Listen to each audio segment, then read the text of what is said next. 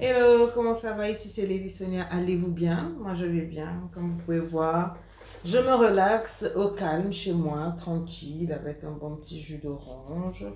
Non, est-ce que c'est jus d'ananas, orange? Je sais pas, mais en tout cas, tout ce qui est jus passe. Comment allez-vous chez vous? Moi je vais bien. Et je voudrais qu'on cause. Je vais parler d'un sujet assez sérieux. C'est pour ça que je préfère me rafraîchir la gorge parce que je sens que mes oreilles sont en train de se dresser. Si vous voulez savoir de quoi il s'agit, passez de l'autre côté là-bas. Rendez-vous après le jingle.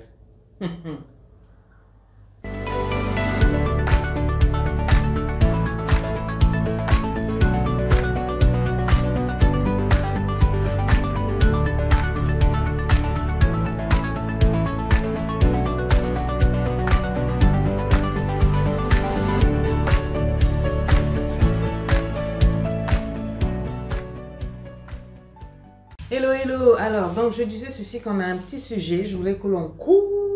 On cause de quoi? Donc, il y a une dame qui m'a écrit, elle me dit, coach, j'ai du mal à m'organiser. J'ai suivi toutes tes vidéos, je suis venue à la formation LEI, je suis une queen. Aujourd'hui, mon foyer est restauré, mon mariage est merveilleux, mon mari a compris, il m'accompagne dans mon épanouissement. Il m'a même ouvert une superbe boutique où je vends mes business et ça marche très bien. Vraiment, le business marche, mais simplement, j'ai un souci, c'est que ma famille compte beaucoup sur moi. Si bien que ce business-là, je réinvestis en fait tout. Je tape dans la caisse pour donner à ma famille. C'est comme si je suis... tous les problèmes qu'il y a en famille, tout le monde court automatiquement. Hey, il y a ceci, il y a cela. Mes parents, tout le monde. J'ai des frères qui travaillent, mais j'ai aussi des frères qui ne travaillent pas. J'ai des nièces qui prennent des grossesses partout. On a beau leur parler et tout ça, c'est sur moi. Personne n'écoute. Voilà, je n'arrive pas à m'organiser. Qu'est-ce que tu en penses? J'en pense que tu n'es pas né pour la famille. Tu n'es pas le mouton de la famille, ok? Tu n'es pas le mouton de la famille. C'est bien de naître dans une famille. C'est vrai qu'on ne choisit pas sa famille, mais on peut choisir sa vie. Et tu n'es pas sur terre pour servir de mouton, de sacrifice pour ta famille. Ok? Tu as un foyer, tu es marié, tu as des enfants, tu as un mari extraordinaire, tu as un foyer à fonder. Ça, c'est un. Même si ton mari ne te demande rien dans la maison, il doit sentir que sa femme a un business. Il doit sentir que sa femme travaille. Les enfants doivent sentir que leur maman est à même de s'occuper de. Maintenant, si tu tapes tellement dans la caisse, au point où ton caissier, au point où ton comptable sont obligés de te contourner dès qu'il y a des entrées d'argent pour aller verser sur un compte bloqué parce qu'on n'a pas confiance en la patronne. La patronne, tout ce qui rentre, la famille est toujours dans les parages en train de venir prendre. Il y a un problème. Le problème, ce n'est pas le business, le problème, c'est toi. Le problème, c'est que tu n'es pas discipliné dans ta vision. Tu ne sais pas ce que tu fais, tu ne sais pas où tu vas. Je te poserai la question de savoir pourquoi est-ce que tu as ce business-là.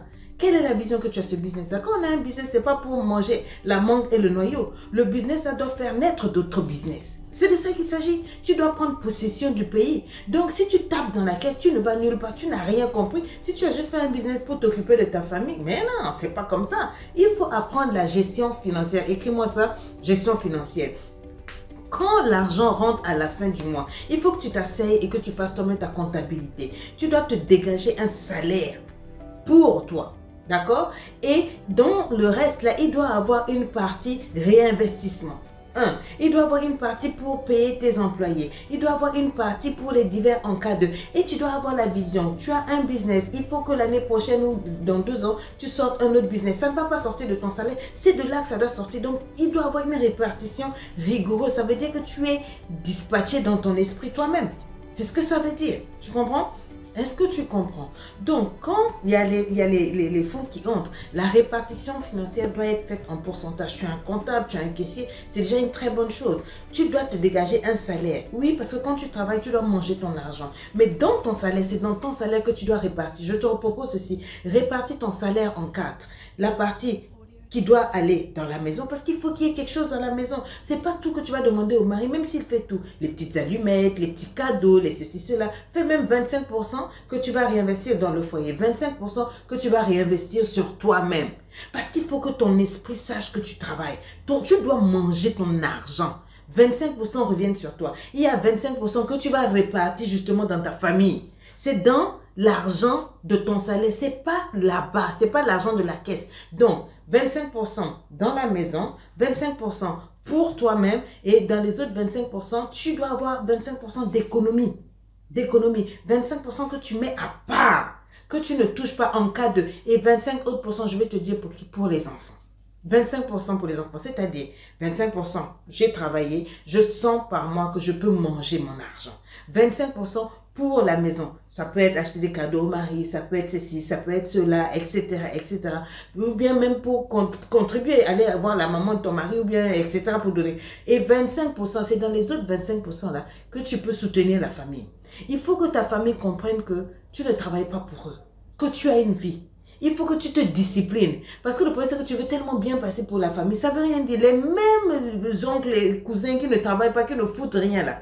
Tu te sacrifies pour eux. Le jour où tu vas tomber, c'est les mêmes qui vont t'insulter. Dire, elle avait l'argent ici, qu'est-ce qu'elle a fait pour nous? Donc, tu dois d'abord réinvestir cet argent-là, là où c'est important.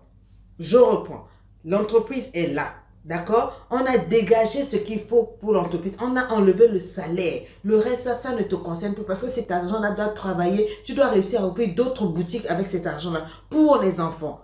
Ok? Tu dois ouvrir une boutique pour les enfants. Tu dois enlever dans ton salaire 25, 25, 25% que tu répartis. Les 25%, ça peut être pour le soutien de ta famille. 25% pour toi-même. 25% d'économie et d'épargne. 25% pour ton foyer.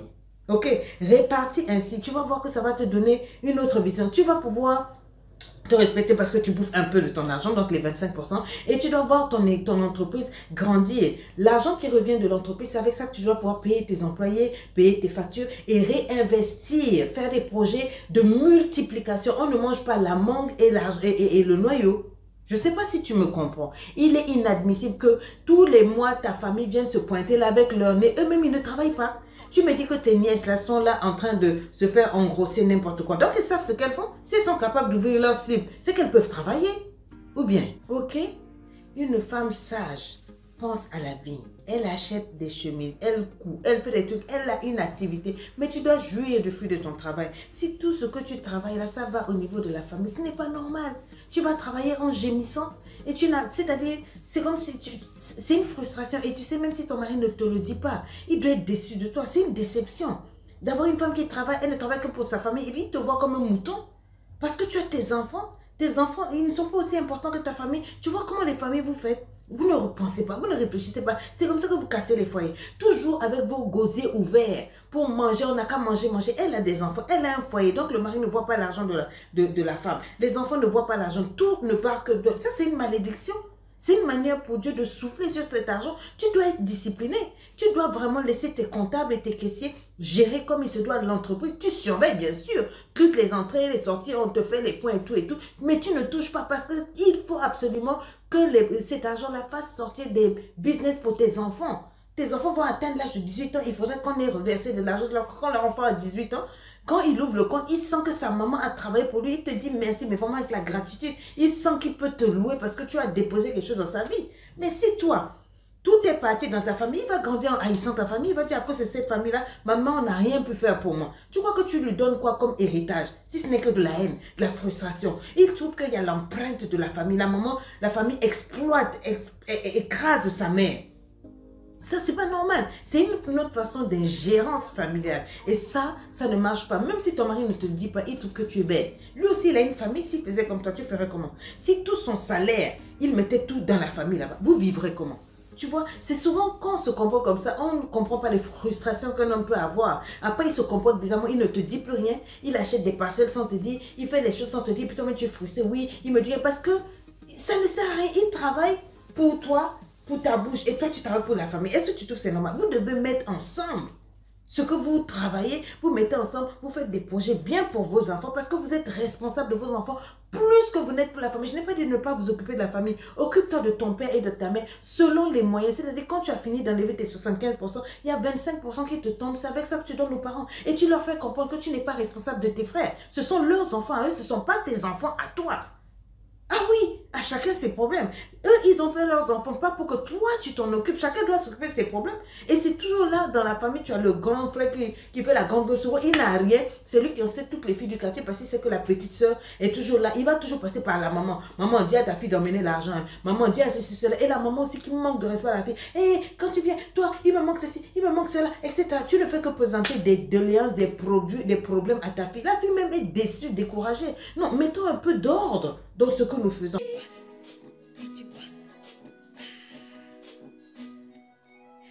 l'air.